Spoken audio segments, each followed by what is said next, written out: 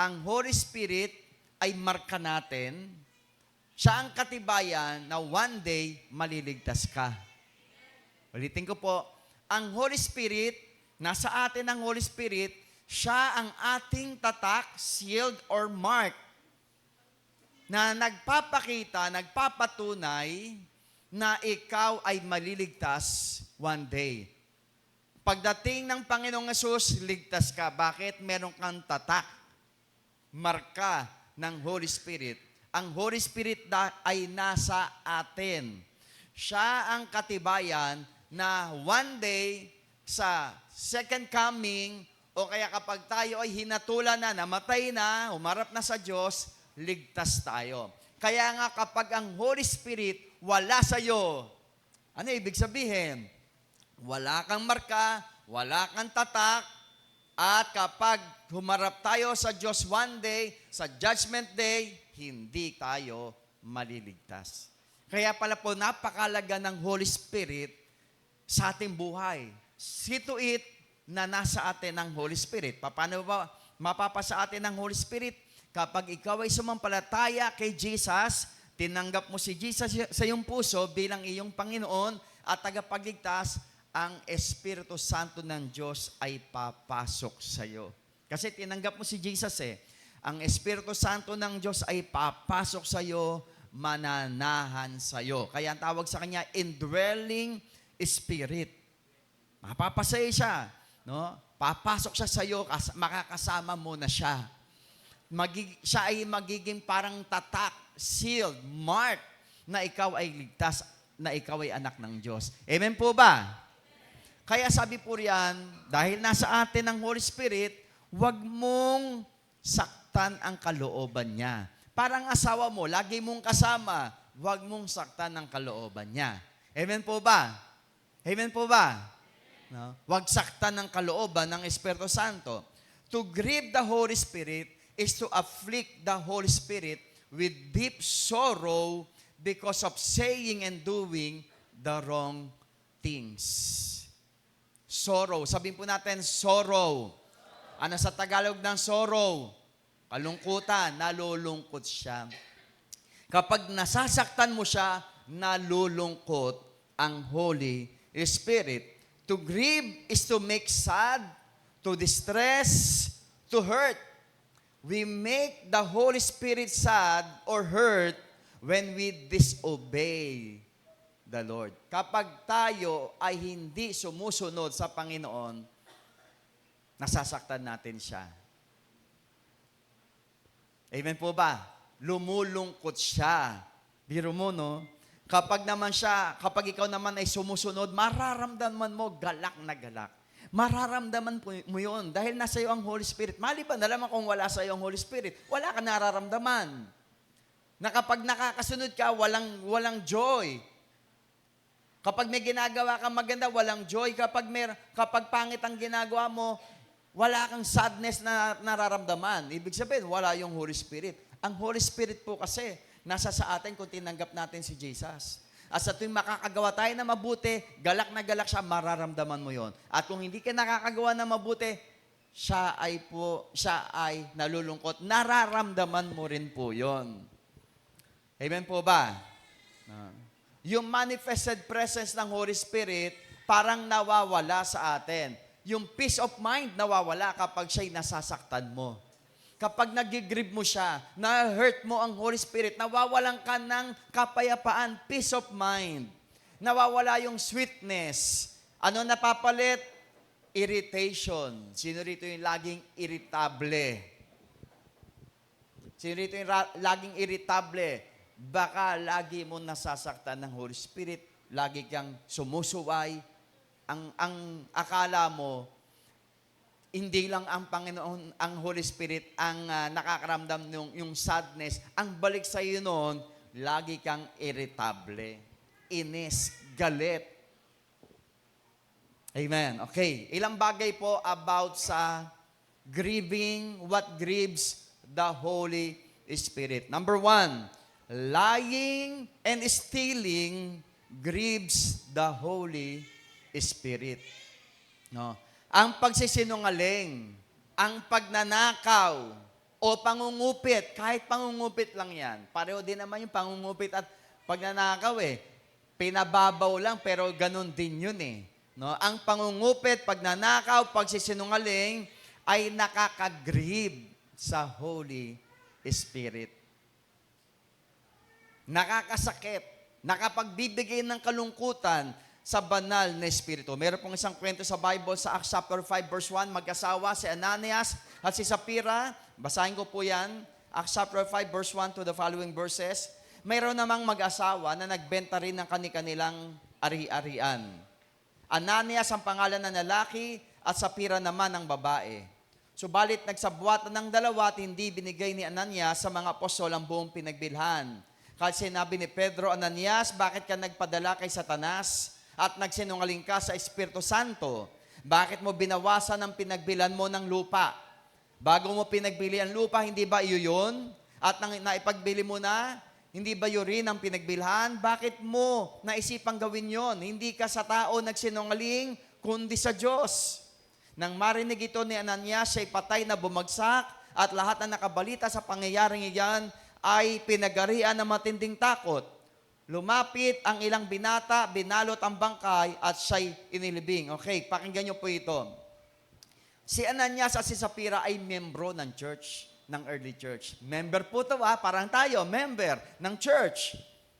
Nung una, ang plano nila, ibebenta nila yung kanilang lupain at lahat ng pinagbentahan, 100% ay ibibigay sa church, sa mga apostol, para sa ministry, para sa gawain ng Panginoon.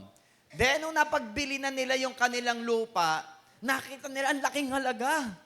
Nasilaw yung mag-asawa ngayon. Nakita na nila, hawak na nila yung pera, nasilaw. Sino po rito pag nakakita ng pera, nawawala na sa sarili? No? Pag nakakita ng pera, naku, saan ko kaya ito uubusin? No? Sino rito yung pag nakakita ng pera, nawawala na sa wisyo? Naku, magandang palaguin to sa sugal. Masarap, maraming MP to. Maraming MP. Masarap tong ikasino. Sino rito yung ganon? No? Nawawala na sa tamang kisipan kapag nakakita na ng pera. Yung mag-asawa ganon, nung makakita ng pera, may promise sila na ibibigay nila lahat sa church, sa apostol, pero nakakita ng pera, naku, sayang naman. Sayang naman to. Nagbago ang isip. Pumunta sila sa mga apostol, ibinigay ang kalahati. Pero ang sabi nila sa mga apostol, 100% po yan. Yan po yung kabuuan ng pinagbilhan ng aming lupa, binibigay po namin sa church. Pero ang totoo, hindi. 50% lang yung binigay. Nagsinungaling. Sabi ni Pedro, hindi ka sa tao nagsinungaling, sa Holy Spirit ka nagsinungaling. Sabay bumagsak yung lalaki, namatay. The Holy Spirit struck him down. Pinatay siya ng Holy Spirit that time. Antindi, no? That time. Buti nga, hindi nangyayari yung ngayon, kundi ubos tayo rito. Oh, yung katabi mo, wala na. Antindi that time, yung kilos ng Holy Spirit. Amen po ba? Alam niyo po, sa church, ang church po ay, ang ministry, sacred, sagrado. Sabi nga po natin, ministry is sacred. Kaya napakahalaga pala po na kapag naroon ka sa loob ng ministry, involved ka sa church, involved ka sa ministry, at meron kang connected sa pera, no? Napakahalaga pala po na tapat ka pagdating dyan sa pera. Lalo na pera ng ministry, pera ng church. Sagrado ang ministry, pinapahalagan dapat ang ministry ng Diyos. Hindi ka dapat nagsisinungaling, nagnanakaw sa ministry. Kung gusto mo palang yumaman, huwag ka sa ministry pumunta. Magnegosyo. Hindi masamang magnegosyo. No? Pero kung sa ministry, kaya ka papasok sa church sa ministry para pagkakitaan, para yumaman, no? Mali. Hindi ka pwedeng maglaro sa ministry. Sagrado nga ang ministry eh. Hindi mo pwedeng laruin eh. No? Hindi pwede rin pabago-bago ang isipan mo. Yes ngayon, bukas no. Parang nangyari sa mag-asawa. Yes, ibibigay natin yung 100% na mapagbebenta ng lupa natin. Pero nung naibenta na yung pera, na iba na, nakita nila yung pera na iba na. Nang hinayang. Nangako, tapos nung araw na ng bigayan, nang hinayang, one day, sooner or later, i-expose ka. Ulitin ko po, pag ikaw ay nagsisinungaling sa Holy Spirit, one day, sooner or later, i-expose ka rin. Alam ng Holy Spirit, alam ng Diyos eh, kung nagsisinungaling ka eh. The Holy Spirit loves honesty and firm commitment. Firm sa iyong pangako. No? Amen po ba? Amen. Pangalawa, okay, 100 po ito eh. Konti lang po. Wrong motives, pride and bitterness grieves the Holy Spirit. Ito po yung pangalawa. Yung maling motibo, yung pagmamataas, yung inggit, ito po ay nakasasakit sa puso, sa damdamin, sa kalooban ng Holy Spirit. Magandang istorya po dito ay si Simon na salamangkero, magician. Sa Acts chapter 8 verse 18 to the following verses, pakinggan niyo po. Nakita ni Simon na ang Espiritu'y pinagkakaloob sa pamamagitan ng pagpapatong ng kamay ng mga apostol. Kaya't inalok niya ng salapi sina Pedro at Juan. Bigyan ninyo ako ng kapangyarihang ito upang ang sino mang patungan ko ng kamay ay tumanggap din ng Espiritu Santo, sabi niya. Okay, pakinggan niyo po itong kwento ha. Sinagot siya ni Pedro, mapapahamak ka, ikaw at ang iyong salapi, sapagkat inakala mo mabibili ng salapi ang kaloob ng Diyos. Wala kang bahagi ni karapatan sa bagay na to, sapagkat alam ng Diyos na marumi ang puso mo. Pagsisihan mo ang iyong kasamaan at manalangin ka sa Panginoon na naway patawarin ka niya sa masama mong hangarin. Dahil nakikita kong inggit na inggit ka at bilanggo ng kasalanan. Okay, pakinggan niyo po to. Si Simon na magician, sorcerer o salamangkero, pinahanga niya yung mga kababayan niya. Kasi nga nagmamagic siya. Humahanga yung mga tao sa kanya. Nakikinig yung mga tao sa kanya. Nangaral si Felipe doon sa kanilang lugar. No? Nangaral. Tapos gumagawa ng mga miracles si Philip. Yung mga tao ron, sumampalataya kay Jesus dahil nangaral nga si Felipe. Sumampalataya kay Jesus at nagpabautismo. Ngayon, si Simon po na salamangkero, nakita niya yung mga miracles, sumampalataya rin siya kay Jesus. Sumampalataya rin po siya kay Jesus at lagi na siyang sumasama kay Felipe. Lagi na siyang sumasama. Nagpapadisciple na. Active. Miyembro siya. Naging member siya ng church doon, ng gawain doon, sa Samaria. Okay, pakinggan niyo po ito. Parang tayo lang na naririto. No? Active, member, umaten. Lagi nasa gawain. No? Dumating sila Juan at Pedro doon sa Samaria para ipag-pray yung mga tao ron at tumanggap sila ng Holy Spirit. That time po kasi, hindi pa nila natatanggap ang Holy Spirit, yung mga taga-Samaria. Kaya naroon sila Pedro at si Juan para ipag-pray sila at tanggapin ng Holy Spirit. Nakita ni Simon na salamangkero, sila Pedro at si Juan, na sa pagpatong ng kanilang kamay sa mga tao, yung mga tao napupuspos ng Holy Spirit, tumatanggap ng Holy Spirit. Alam niyo, sabi ni Simon, bibigyan ko kayo ng pera. Babayaran ko kayo. Ito, 5,000. Pengi ng ganyang kapangyarihan. Nakita niyo, no? Pengi ng ganyang kapangyarihan. Ito, bayad. Nagalit si Pedro. No? Dahil sabi ni Pedro, akala mo ba, ang kaloob ng Espiritu Santo ay nabibili? Napakasama ng puso mo. Inggit na inggit ka. Mayabang ka, mataas ka. Yun yung sabi ni Pedro. Ito pakinggan po natin. No. Siya po ay sumampalataya kay Jesus, si Simon. Siya rin ay nagpabautismo sa tubig, pero hindi masyado nabago puso. Sumampalataya kay Jesus, nagpabautismo pa sa tubig, pero nakita ni Pedro, puno pa rin ng inggit ang puso. Alam niyo, napakahalaga pala na hindi lang tayo umaaten. Hindi lang tayo sumampalataya kay Jesus, nagpabautismo, ginagawa yung mga ginagawa rito sa church. Napakahalaga pala, yung puso natin, pinapabago natin.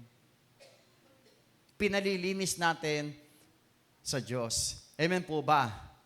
Amen po ba? One day, yung puso ni Simon na salamangkero ay na-expose.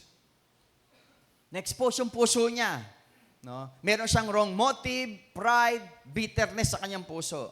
Alam niyo po, ito napansin ko, na-realize ko rito. Ang kaaway po, gusto kanyang ibalik sa dati mong buhay. Si Simon po ay kumilala na kay Jesus eh. Nagpa-water baptize na nga siya eh. Kaya lang hindi pa masyadong malinis yung kanyang puso, hindi pa masyado nababago yung kanyang puso. Ang gawa ng kaaway, ganun pala, ibabalik ka sa dati mong buhay. Kung ano yung dati mong buhay, gusto ng kaaway, bumalik ka ron. Manunugal ka ba nung araw? Gusto ng kaaway, bumalik ka sa pagsusugal. Manginginom ka ba nung araw? Gusto ng kaaway, bumalik ka sa panginginom. Sinungaling ka ba nung araw? Gusto ng kaaway, bumalik ka sa pagsisinungaling. Kung ano yung dati mong buhay, gusto ng kaaway, bumalik ka ron at huwag kang magbago. At ganun po ang nangyari po kay Simon. Sumusunod na siya eh. Umaate na siya sa gawain. Active na siya. Kaya lang, na-tempt siya ng kaaway doon sa dati niyang buhay na gusto niya, siya yung pinapalakpakan, gusto niya, siya yung tinitignan ng mga tao. Kasi bago pa dumating sila Felipe, yung mga apostol, siya yung tinitignan ng mga tao eh. Siya yung pinapalakpakan ng mga tao kasi magician siya eh, salamangkero siya eh. Yung mga tao sa kanya, lahat nakatingin. Sinusundan siya ng mga tao, umahanga ang mga tao sa kanya. Umahanga. Eh, nung dumating na yung mga apostol, may mga miracles. Totoong miracles galing sa Diyos. No? Hindi na siya masyadong napansin ng mga tao. Yung mga tao sumampalataya na kay Jesus. Sumunod na kay Jesus, nagpa-water baptize na. Siya naman, nakita niya yung mga tao ay sumampalataya kay Jesus, nagpa-water baptize, gumaya na rin si Simon. Gaya-gaya. No? Pakinggan po natin ito. No? Hindi natin may tatago yung laman ng puso natin, one day i-expose ni Lord. Kaya napakalaga po na ipalinis natin yung puso natin sa harapan ng Panginoon. The Holy Spirit is grieved by wrong motives, pride, and bitterness. You can be in the right place, you can be in the ministry, but with the wrong heart in the sight of God. Posible pala po yun, na nasa church tayo, tama yung lugar natin, sumasama tayo sa mga cell group, umaattend tayo, pero posible pala na habang ginagawa natin yan, marumi ang puso pa rin natin. Kaya napakahalaga pala na mag-repent, magsisi ng totohanan, at lagi natin ipalinis yung puso natin. Holy Spirit, puspusin mo po at linisin ang aking puso. Kasi lahat naman tayo galing dun eh. Lahat naman tayo marumi. Lahat tayo makasalanan. Lahat tayo mayroong pangit na buhay nung araw. Lahat tayo. Walang Simon dito na hindi pangit ang buhay nung araw. Pero ngayon nakakilala na tayo sa Panginoon, dapat yung puso natin pinapalinis natin sa Holy Spirit. Lagi tayong magpapuspos sa Holy Spirit at sabihin natin, Holy Spirit, linisin mo po yung puso ko. Baguhin mo po ako. The Holy Spirit loves clean heart, humility, and sweetness. Amen po ba? Next slide. Okay. Next slide po. Okay, number 3. Deceit and fraud grieves the Holy Spirit. Ulitin ko po, deceit and fraud grieves the Holy Spirit. Panloloko. Yung deceit tsaka fraud, isa lang po yan, panloloko. panggagancho, para siyang kamag-anak ng pagsisinungaling. Sabi nga po natin, panloloko. Ang isang halimbawa po rito ay si Elimas, isang false prophet. No? False prophet. Sa Acts chapter 13 verse 6 to the following verses, nilibot nila ang buong pulo hanggang sa Paphos. Natagpuan nila roon ang isang salamangkerong Hudyo. Salamangkero din po ito, parang magician, pero false prophet po sa English na ginamit. Okay. Natagpuan nila roon ang isang salamangkerong Hudyo na nagkukunwaring propeta. Bar Jesus ang kanyang pangalan. Kaibigan nito ni Gobernador Sergio Paulo, isang lalaking matalino. Pinatawag ng gobernador sina Bernabe at Saulo sapagkat nais niyang marinig ang salita ng Diyos. Okay. Ngunit sinalungat sila ng salamangkerong si Elimas. Ito ang pangalan ni Bar Jesus sa wikang Griego. Upang huwag sumampalataya ang gobernador. Okay. Nagigets po natin. Yung gobernador, pinatawag yung mga apostol, si Saulo, si Bernabe, para mapakinggan ng salita ng Diyos. Pero itong si Elimas ay hinahadlangan niya yung pakikinig ng gobernador sa salita ng Diyos. Hinahadlangan niya sila Pablo, no, sa pangangaral. Verse 9, si Saulo na tinatawag ring Pablo ay puspos ng Espiritu Santo. Sabi nga po natin, puspos ng Espiritu Santo. Tinitigan niya si Elimas at pinagsabihan, ikaw, anak ka ng dyablo, kaaway ka ng lahat ng mabuti, puno ka ng pandaraya at kasamaan. Bakit ba lagi mong pinipilipit ang katotohanan tungkol sa Panginoon? Verse 11, ngayon, paparusahan ka niya, mabubulag ka sa loob ng kaunting panahon. Noon di naramdaman ni Elimas na parang tinakpan ng maitim na ulap ang kanyang mga mata at siya'y naganap ng taong aakay sa kanya. Elimas was an enemy of the truth, enemy of the Word of God. Kaaway siya ng katotohanan. Si Elimas ay kaaway ng salita ng Diyos. Lagi niyang kinukontra ang mga nangangaral ng salita ng Diyos. Lagi niyang sinasalungat ang salita ng Diyos. Sinasalungat niya si Bernabe, si Pablo sa pangangaral. Ayaw niya na yung gobernador ay makakilala sa Panginoong Hesus. Gusto niya yung gobernador sa kanya maniwala, false prophet siya. Kaya kinokontra niya ang pangangaral ni Pablo at ni Bernabe. Tandaan po natin to, the Holy Spirit is grieved by fraud and deceit. Lahat ng klase ng panloloko nakasasakit sa Holy Spirit. Ayaw ng Holy Spirit. Ano mang klaseng panloloko yan? The Holy Spirit is grieved when we believe anything other than truth. Ang salita po ng Diyos ay sagrado. Napakasagrado. Dapat huwag natin itong kakalabanin. Do not oppose the Word of God. At huwag din tayong paggagamit sa kaway upang ang mga tao ay huwag makinig ng salita ng Diyos. Huwag tayong paggagamit sa kaway upang ang mga tao ay huwag maniwala sa salita ng Diyos o sa Panginoon. Amen po ba? Dapat tayo yung nag-guide sa mga tao para sila makinig sa salita ng Diyos. Dapat tayo nag-guide sa mga tao para sumampalataya sila kay Jesus. Lumapit sila sa Panginoong Jesus. The Holy Spirit loves the Word of God. He loves the truth. He is the Spirit of truth. Amen po ba? Ito yung isa sa nakakasakit sa Holy Spirit. Kapag yung ikaw ay hindi mo mahal ang Word of God. Ayaw mo ng katotohanan. Kinokontra mo ang salita ng Diyos. Kinokontra mo ang katotohanan. Amen. Pang-apat po, okay. Sexual immorality grieves the Holy Spirit. Sabihin po natin, sexual immorality grieves the Holy Spirit.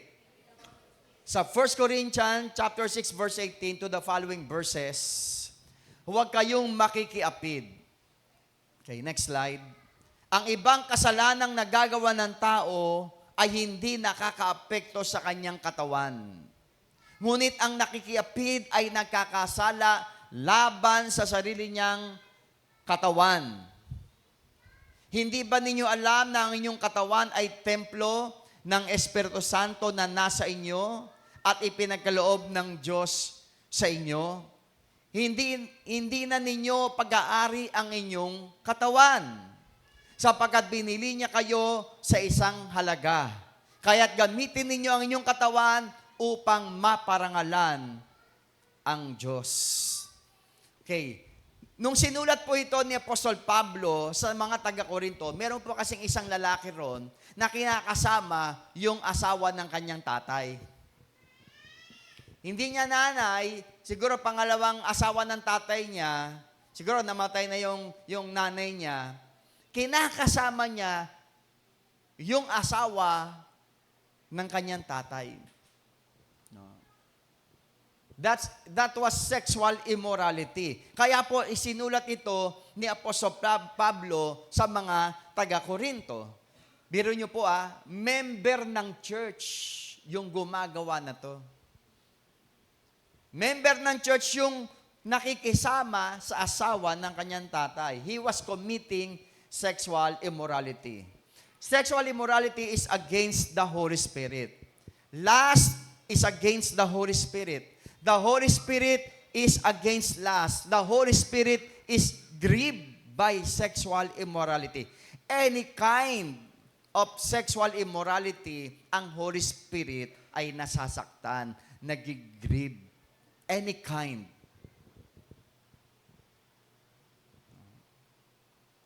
Kaya po sabi sa Galatians chapter 5 verse 16, walk in the Spirit.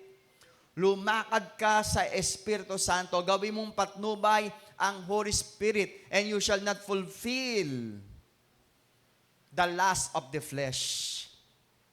Magkaaway po ang gawa ng Holy Spirit at ang gawa ng laman. Magkaaway po yan. Iba ang gusto ng Holy Spirit, iba ang gusto ng laman natin. Magkaaway. And do not be led by lust, be led by the Holy Spirit. Sa Galatians chapter 5 verse 22, the fruit of the Spirit is love, not lust. Ang bunga ng Espiritu Santo ay pag-ibig, love, not lust. Kaya nga kung ang isang tao mahal mo, no, pakasalan mo. Huwag mong gamitin. Because the fruit of the Holy Spirit is love. Kesa sa magkasala kayo ng sexual immorality, magpakasal na kayo. Kung hindi ka pa ready, maghiwalay kayo dahil nagkakasala ka eh. Natutokso kayo pareho, maghiwalay kayo. Sino ba ang gusto mong bigyan ng kagalakan? Di ba ang Diyos? Hindi naman yung kasama mo, yung girlfriend mo o boyfriend mo. Pag di pa ready mag-asawa at nakakakomit ng sexual immorality, maghiwalay, wag na magkita. Kasi lagi natutokso. Amen po ba? Ngayon, hindi kayo mapaghiwalay, ikakasal ko na kayo. I-ready na natin yan. No? Maglagay na ng date. Magpakasal na. No? Mas mainam yun, magpakasal. Kami ni Pastora, ganun eh. No? Nabigla yung mami at daddy ko nung sinabi kong, Daddy, Mami, magpapakasal na po ako. Ang bilis. No? Nabigla sila kaysa po magkasala kami. 21 years old ka? Si Pastora, nung napangasawa ko siya, 21 years old. Kaysa sa magkasala kami. Pero tapos na siya ng college that time. Ako naman, tapos na 26 years old ako eh. Matanda ako sa kanya eh. Kesa sa magkasala kami at nasasaktan ang Holy Spirit, nasasaktan ng Diyos. Ang gusto kasi natin i-please ang Diyos. Ang gusto natin, pasayahin ng Holy Spirit.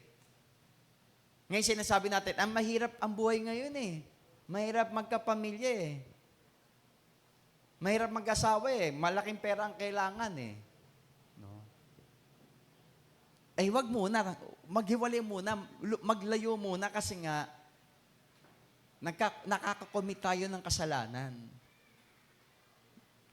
No? Natutokso tayo. Amen po ba? Mahal tayo ng Diyos. Ayaw niya na dinudumihan natin yung ating katawan by committing sexual immorality. Ang katawan natin ay hindi na raw, sabi ng Bible, hindi na natin pagmamayari. Sino na may-ari ng ating katawan? Ang Diyos. Why? Binili ka niya sa pamamagitan ng kanyang dugo. Hindi ka binili ng 1,000, hindi ka binili ng 100,000, buhay ang pinambili sa atin. Dugo ni Jesus. Ang nagmamay-ari na sa ating katawan ay ang Diyos. Kaya nga dapat ang katawan natin, ginagamit natin para sa Kanya, paglilingkod sa Kanya. Kasi siya na may-ari nito eh. Amen po ba? Mahal ka ng Diyos, mahal tayo ng Diyos. Gusto niya maging malapit ang Holy Spirit sa atin. Kaya lang kapag tayo nakakapag-commit ng mga ganitong kasalanan, nagigrieve siya. Nalulungkot siya, nasasaktan. Gusto ba natin masaktan ang Holy Spirit? Gusto ba natin masaktan ng Diyos? Ayaw naman natin gawin yun. Ayaw natin masaktan. Naalala niyo po si Samson? He was in the highest leadership position, but unfortunately, he neglected his consecration by committing sexual immorality. Siya yung pinakamataas sa buong Israel. Kumbaga, siya yung hari ng Israel. That time kasi wala pang hari eh. Mga judges pa lang. Siya yung judge. Siya yung pinakahari ng buong Israel. Kaya lang, biro nyo siya yung nasa highest position ng buong Israel. Kaya lang, yung kanyang consecration ay binaliwala niya. He neglected his consecration. That's why, yung anointing ng Holy Spirit, inalisan siya. Diba? According sa kwento, paggising niya, diba, ginupitan siya ni Delilah, no? Yung anointing nawala sa kanya dahil sa kanyang pagsuway Nawala yung lakas. Nanghina siya na parang ordinaryong tao. At siya ay dinakip ng kanyang kalaban, binulag siya, ginawa siyang alipin ng mga kaaway. Di ba? Pero iba yung anointing sa kanya ng Diyos, napakalakas niya Ang tindi ng pagsama ng Diyos sa kanya nung consecrated pa siya. Nung lagi siyang nag-i-involve sa sexual immorality, yung anointing lumayo sa kanya. Paggising niya, wala na. Sabi nga ng Bible, and God left him. Iniwan siya ng Diyos. Yun ang masakit doon Iwan ka na ng lahat, wag lang ang Diyos Iwan ka na ng girlfriend mo, wag lang ang Diyos. Iwan ka na ng boyfriend mo, wag lang ang Diyos. Si David, diba? He committed adultery kay Bathsheba. Hari siya. Siya rin yung mataas na posisyon sa buong Israel. Diba? He committed adultery. Sexual immorality po yun. Pero ang kagandahan kay David, siya po ay nagsisi. Ito po yung sinabi ni David sa Psalm 51 verse 10 to verse 11. Create in me a clean heart, O God, and renew a steadfast spirit within me. Do not cast me away from your presence, and do not take your Holy Spirit from me. Ito yung panalangin niya kasi naramdaman niya wala na yung presensya ng Lord sa kanya. Wala na yung pagsama ng Lord sa kanya. Naramdaman niya yun nung siya'y nag-commit ng sexual immorality. Nung siya'y nag-commit ng adultery Kay Bathsheba, at pinapatay pa niya yung asawa ni Bathsheba para hindi sila mabisto. No? Naramdaman niya, wala na yung pagsama ng Diyos. Yung presensya ng Diyos, wala na, hindi na niya maramdaman. Kaya ito yung prayer niya, do not cast me away from your presence. Do not take your Holy Spirit from me. O Diyos, huwag mong alisin ang iyong presensya. Huwag mong alisin ang iyong banal na Espiritu sa akin. Naramdaman niya, nalungkot ang Holy Spirit. Nasaktan ng Diyos sa kanyang ginawa. Pero kagandahan sa kanya, nagrepent siya. Nagsisi agad si David nung siya'y kinompronta ni Propeta Nathan. Kinumpronta siya. Alam niyo, dapat pala, minsan mga ganon, ikokompronta mo. Ikokompronta mo yung mali with the power of the Holy Spirit para magising. Huwag natin hayaan na lang. Kung mahal mo ang isang tao, you will confront him dahil alam mo, papunta siya sa impyerno. You will confront him dahil alam mo, sinisira niya ang buhay niya. You will confront him dahil alam mo, pinaglalaroan siya ng kaaway. Kinokontrol siya ng kaaway. Inaalipin siya ng kaaway. Mahal mo yun sa buhay. Sabihan mo. Sabihan mo. Kausapin mo. Anak, mahal kita.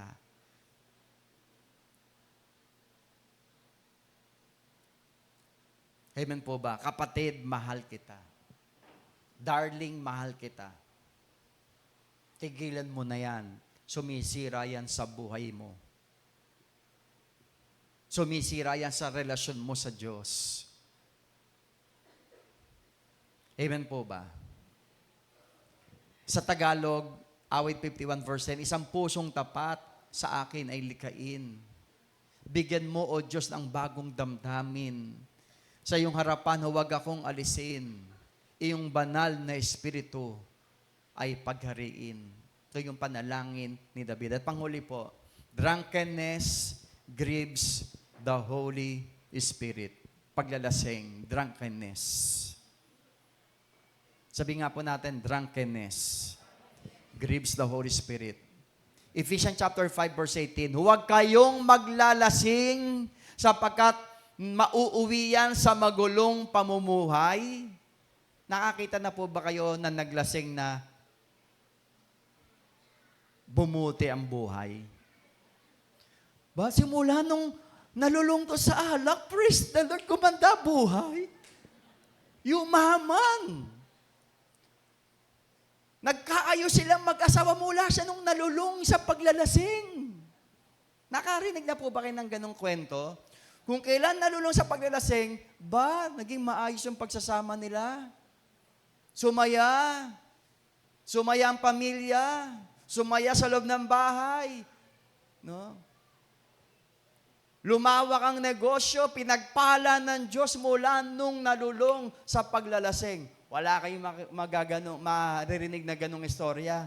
Kadalasan ng istorya, nung malulung sa alak, nasira ang buhay, nasira ang pamilya, nawasak ang pamilya, ang mga anak nagrebelde, nasira ang negosyo, bumagsak ang negosyo. Ganun ang maririnig ninyo na kwento dahil sa paglalasing. Naka-rape, nakapatay, nakasaksak, nakabarel, lasing, nakabangga.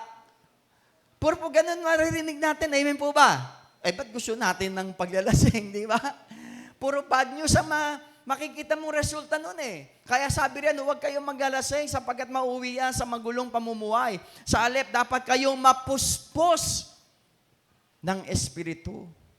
Imbis na maglasing, mapuspos ka dapat ng Holy Spirit. Mag-awitan kayo ng mga salmo, mga himno, mga awiting espiritual, buong puso kayong umawit at magpuri sa Panginoon. Lagi kayong magpasalamat sa Diyos na ating Ama dahil sa lahat ng bagay sa pangalan ng Panginoong Jesucristo. Kapag ikaw ay lagi nagwo-worship, umaawit sa Diyos, imbis na ikaw ay malasing, mapupuspos ka ng Holy Spirit. At ang nakasasakit sa puso, sa damdamin ng Holy Spirit ay yung paglalasing, drunkenness. Sinasabi naman natin, hindi man ako naglalasing umiinom lang. Saan ba patungo yung pag-inom? Di ba? Isang shot lang naman. Sige nga, isang shot. Susundan mo pa yan Di ba? Natutokso ka, isang shot. Sasabihin mo, sa pa nga uli, hindi pa naman ako lasing. Pangalawang shot. Wala, hindi man ako malalasing. Pangatlong shot. Hanggang sa umuwi ka ng gumagapang. Peace, pare, peace. Di ba? Sa isang shot lang nag-umpisa hanggang sa malasing ka na ano ang sabi po riyan? Yung paglalasing, nauuwi sa magulong pamumuhay. Ayaw ng Diyos na gumulo buhay mo, mahal ka niya. Ayaw ng Holy Spirit na gumulo ang buhay mo. Gusto niya masayang pamilya, pamilyang buo, nagmamahalan, payapa. Yun ang gusto. Tingnan nyo, marami na po ako na-interview ng mga kabataan. No. Bakit ayaw nila sa loob ng bahay? Magulo raw. Bakit magulo? Nag-aaway-away lagi sa loob ng tahanan nila. Ayaw nila, gusto nila sa barkada. Ayaw sa loob ng bahay. Magulo kasi nag-aaway, lasing, uwi ang tatay, lasing, ubos ang pinagtrabahuhan, imbis na pambili ng bigas, pambili ng ulam, napunta sa alak, napunta sa barkada. Ang gusto ng Holy Spirit, kapayapaan. The Holy Spirit loves peace. The Holy Spirit loves praising and thanksgiving. Yan ang gusto ng Holy Spirit, kapayapaan sa ating pamilya, sa ating pambuhay. Amen po. Kaya ito yung mga ibaagay na iwasan po natin. Bakit ka magsisinungaling at magnanakaw when God is generous? He will provide all your needs. Bakit mo nanasain yung fame and name? Si Jesus nga, nagpakumbaba, ibinigay ang sarili. Iniwan ng pagka-Diyos, nagpakumbaba, namatay sa krus. Bakit gusto natin lagi fame and name? He is our confidence. He is our security. Hindi natin kailangan ng fame, hindi natin kailangan ang name. Sapat na si Jesus sa atin. Bakit tayo mandaraya? Bakit tayo manloloko? Alam ng Diyos ang lahat ng bagay. Hindi ka naman makapagsisikreto. Inilis tayo ng Diyos. Ang alam nyo ba ang deceiver? Si Satan. Siya ang manloloko, si Satanas. Niloloko niya tayo para tayo manloko. Tandaan natin, inalis na tayo ng Diyos sa pagkaalipin sa kaaway. Why committing sexual immorality? Nilinis ka na ng banal na Espiritu. Nilinis na tayo. Nung nakakilala tayo sa Panginoon, nilinis na tayo. Patuloy tayong nililinis. Why committing sexual immorality? Bakit mo uli dodomihan ang sarili mo? Kung merong lover na pinaka-mainam, walang iba yon kundi ang Panginoon. He is our lover. The Lord is our satisfaction. Hindi ang ating girlfriend, hindi ating boyfriend, hindi ang sinuman. At bakit tayo magpapakalulong sa alak? Kung ang Holy Spirit ang nagbibigay sa atin ng kagalakan.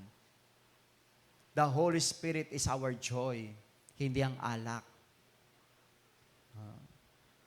Ulitin ko po, the Holy Spirit is our joy, hindi ang alak. Sa Acts chapter 13, verse 52, and the disciples were filled with joy and with the Holy Spirit. When you are filled with the Holy Spirit, you become filled with joy. Spirit-filled people is joy-filled people. Kapag puspos ka ng Holy Spirit, puspos ka rin ng kagalakan. Sapat na ang Holy Spirit. Hindi natin kailangan ng alak. Hindi natin kailangan kung ano namang mga happenings para sumaya. Sapat na ang Holy Spirit para sumaya ka. Totoo po yan. Sapat na ang Holy Spirit para sumaya ka. Hindi mo kailangan kung ano-anong mga happenings para sumaya. Amen. Dito po ako magtatapos. Gusto ko pong basahin yung context ng ating pong key scripture. Ephesians chapter 4, verse 25. Dahil dito, itakwil na natin ang pagsisinungaling. At tayong lahat ay magsabi ng totoo sa isa't isa. sapagkat tayo'y bahagi ng isang katawan. Kung magagalit man kayo, iwasan ninyo na kayo'y magkasala. Huwag ninyong hayaang lumubog ang araw na galit pa rin kayo.